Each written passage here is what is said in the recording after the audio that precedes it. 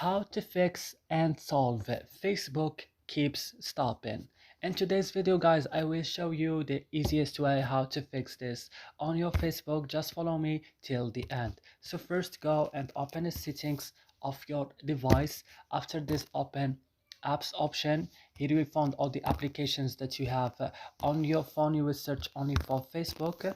Open then Facebook like this, and now you have to scroll down, click on storage, and on storage go to the last button, clear data, click OK. Then you have to back, click on force stop and click also OK.